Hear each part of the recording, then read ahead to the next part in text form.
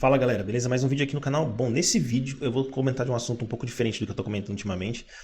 Eu vou comentar de WebSockets e Server-Side Events. Bom, é uma conversa que eu tive esses dias agora com um amigo meu, que ele estava pensando em fazer um sistema, ele está fazendo um sistema, e aí eu comentei com ele talvez de usar WebSockets, mas eu lembrei que a gente tem o Server-Side Events também.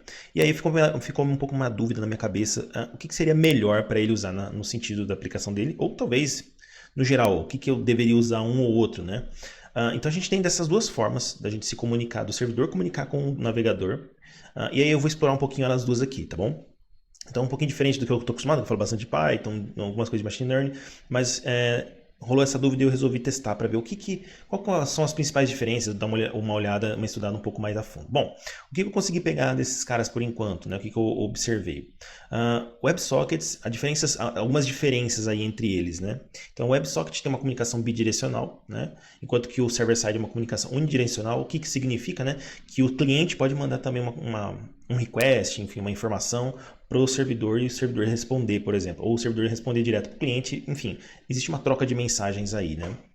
Enquanto o server-side event, a gente não tem essa troca, o cliente não manda nada para o servidor, o cliente abre a conexão, vamos dizer, abre a conexão entre aspas aqui, e o servidor vai enviando dados para o cliente apenas, tá?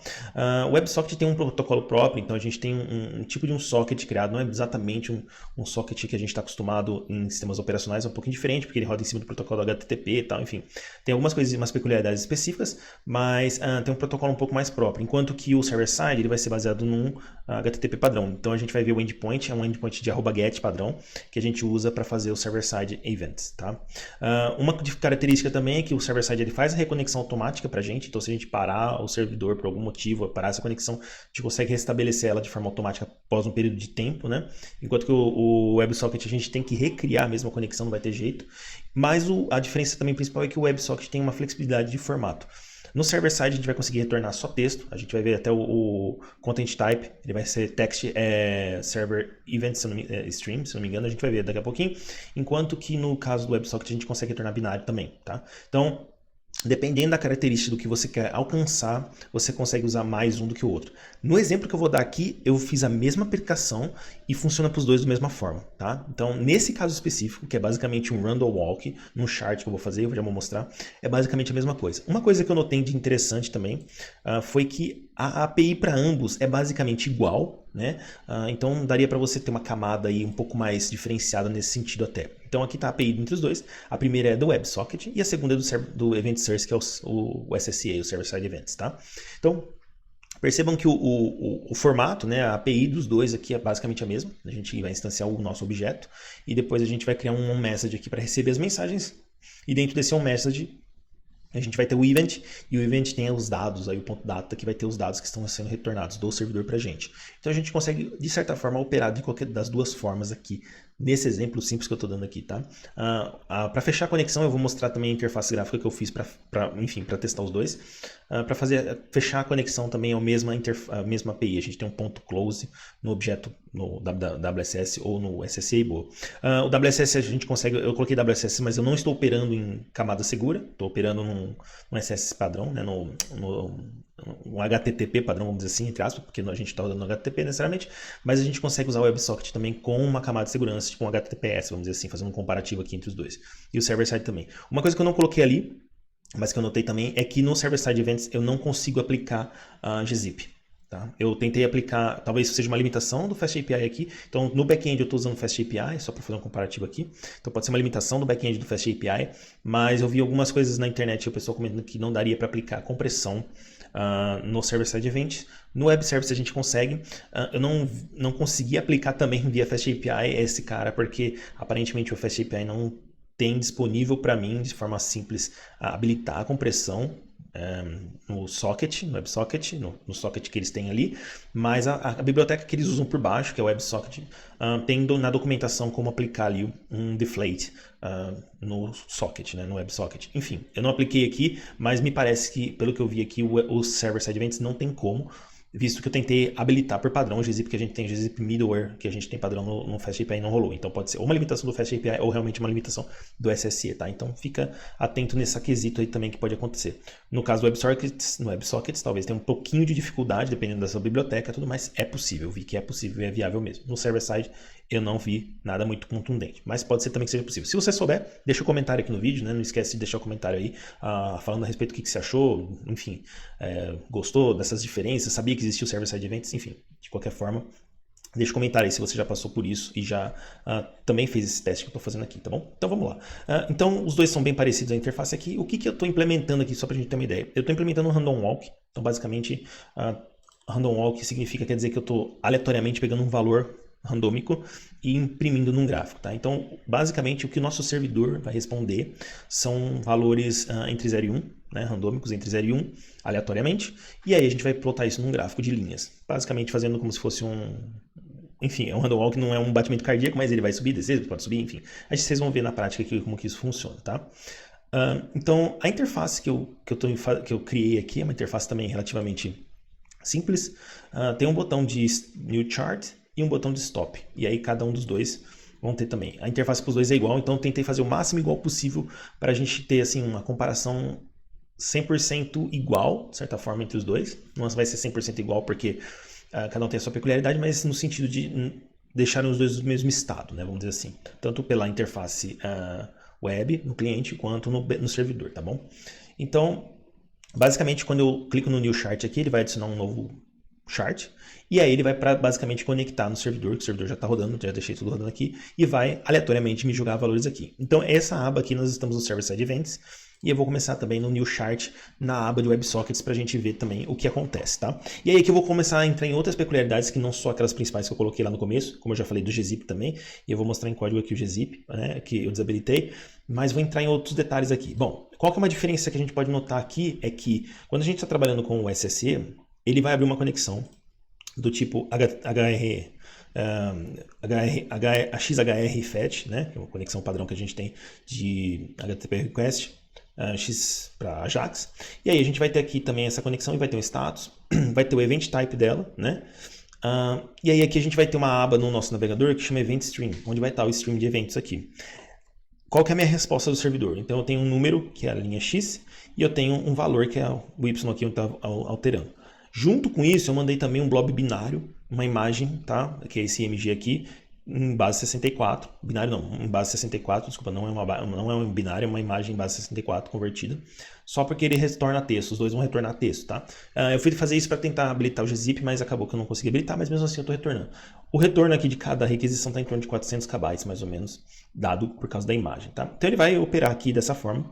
A gente pode observar também nos headers aqui, aquilo que eu comentei.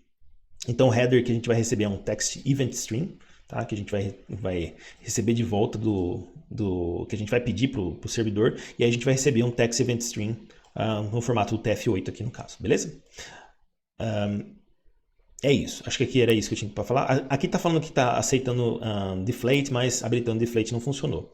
Uma coisa que eu tive que fazer no Server-Side Events especificamente para aqui foi habilitar cores, porque como ele opera na camada do HTTP normal, ele sofre de cores. No caso, o WebSocket não sofre desse tipo de problema, então não precisa habilitar cores, por exemplo, no meu back-end aqui, tá? Então, tanto esse tipo de formato, né, que a gente tem no Event Stream aqui, quanto, por exemplo, habilitar cores, são algumas questões que você tem que trabalhar quando você está usando o SSE também, tá bom? E o WebSocket, o que ele vai fazer? Ele vai criar na parte de Request Types, ele vai ter a parte de WebSocket, e ele vai criar uma conexãozinha de WebSocket aqui também, onde o request, os headers aqui são um pouquinho diferentes, né? Então, como eles estão voltados mais para socket aqui, então a gente tem alguns headers específicos de sockets aqui, tá? Aqui também está habilitado esse cara aqui que é no caso do Chrome, né, aqui meu, está habilitada a compressão, eu só não consegui habilitar do lado do servidor, né, mas está habilitada a compressão, está permitindo a compressão, tá? Explicitamente eu digo, né, lá no servidor colocar a operação de deflate, mas ela é permitida aqui, tá? E a partir da mensagem aqui, o retorno é igual, é o mesmo retorno, então os dois caras estão retornando a mesma coisa, da mesma forma, né? A diferença aqui é que o WebSocket ainda vai ter o tamanho bem definido aqui do lado, enquanto que o SSE ele vai acumulando como se fosse uma transferência padrão que a gente tem, né? Do Event Stream aqui, e um pouquinho do formato que eles têm aqui entre os dois, né? Como aqui no Event Server ele é basicamente texto só, né? Ele tem um pouquinho de formato diferente do que aqui no WebSocket a informação, né? Então aqui ele está mais como dado, possivelmente pode ser binário, né? Então, mas os dois estão retornando a mesma coisa, o mesmo resultado retornado é igual, a diferença só que muda é basicamente o random aqui do random walk, tá bom? Beleza? Uma coisa importante de salientar também, mais uma diferença que existe entre os dois, é que no site server-side events eu não consigo ter mais do que 6 conexões no mesmo navegador, enfim, mesma aba, no mesmo navegador, para o mesmo domínio. Então eu vou mostrar aqui, eu vou habilitar 6 conexões aqui. Então eu já tenho 1, 2, 3, 4, 5, 6, tá? Então até 6 conexões eu consigo ir conectando no servidor lá, no endpoint final, e retornando valores. Então cada um aqui está gerando um gráfico aleatório, né? Um random walk aleatório, tá? A partir da 7ª, isso vai ficar em pending até eu fechar uma das conexões e efetivamente liberar o acesso aí. Então esse aqui fica em pending, eu não consigo retornar nenhum valor aqui, então meu gráfico aqui embaixo, tá? Estou parado.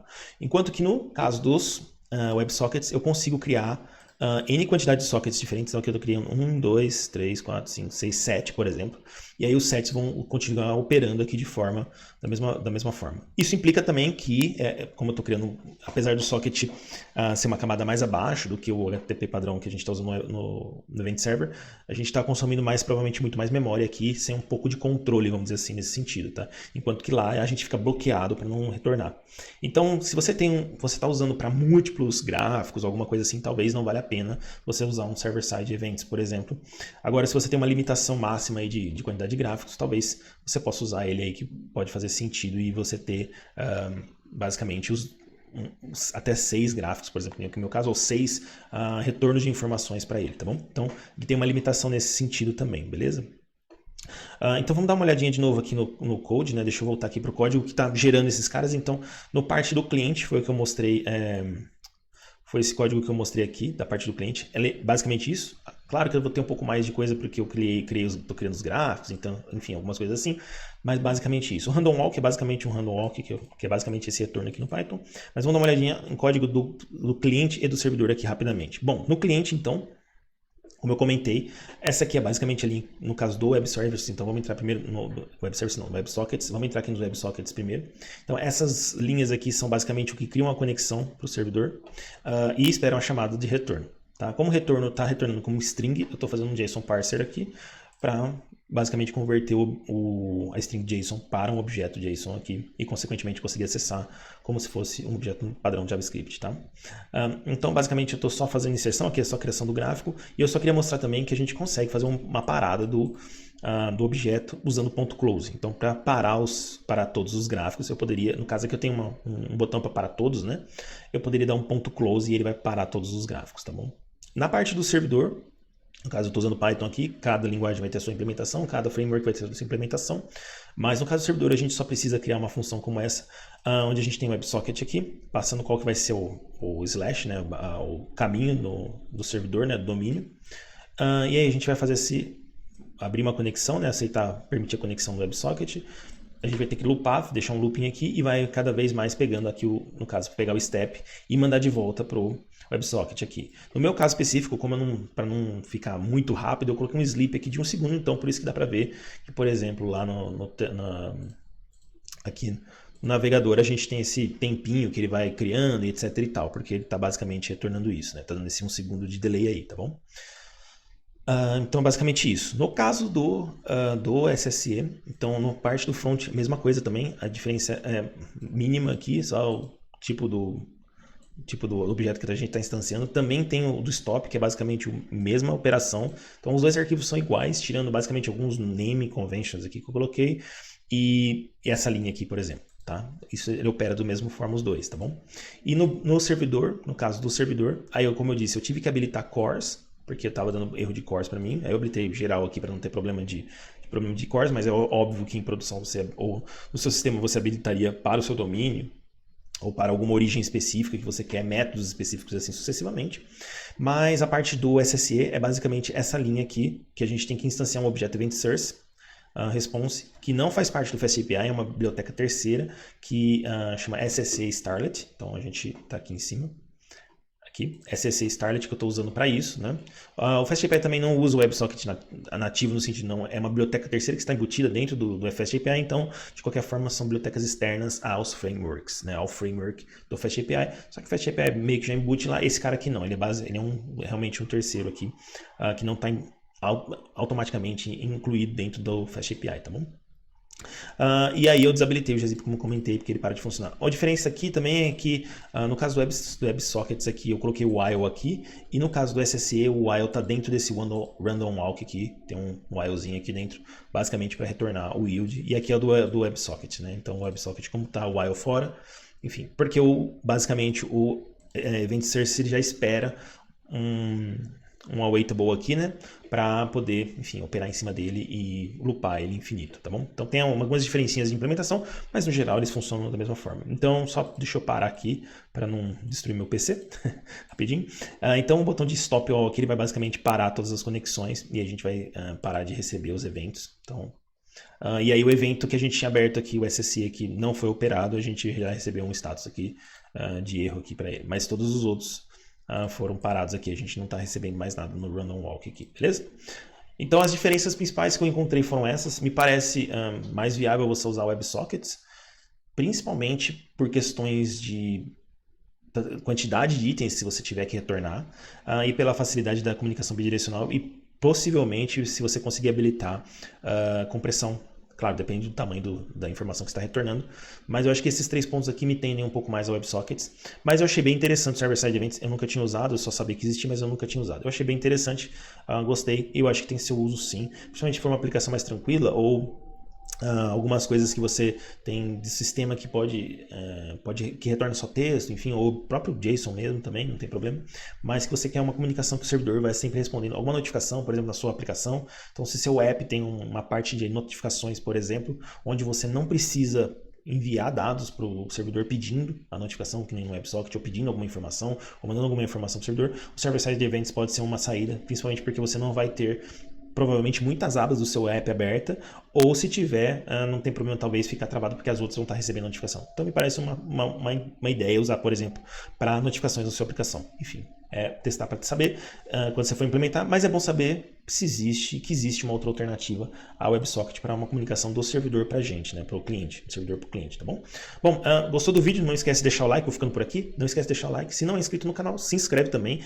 Gostou? Quer comentar alguma coisa? Por favor, comente, ajuda a reforçar aí os comentários no vídeo.